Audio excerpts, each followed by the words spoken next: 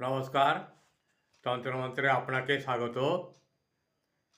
শ্রীকৃষ্ণকে ভগবান বলা হয় কেন? ওম কৃষ্ণায় বাসুদেবায় হরায় পরমাত্মনে প্রণত কৃষ্ণাশায় গোবিন্দায় নমো নম। ওম নম শ্রী ভগবতে শ্রীকৃষ্ণ বাসুদেবায় নম। শ্রীকৃষ্ণকে ভগবান বলা হয় কারণ ভগবানের সমস্ত ঐশ্বর্য এবং তার উপস্থিতি ছিল। হিন্দু ধর্ম দর্শন অনুসারে ঐশ্বর্য, বীর্য, শ্রী, জ্ঞান ও বৈরাগ্যকে ভগ বলে।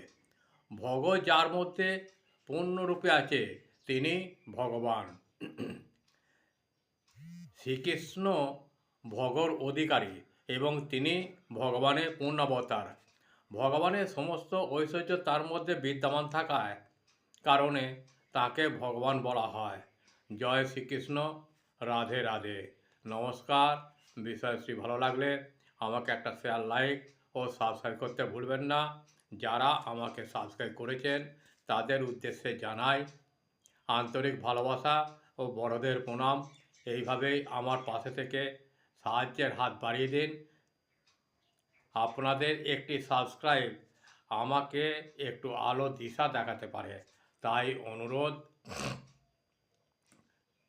সাহায্যের হাত বাড়িয়ে দিন।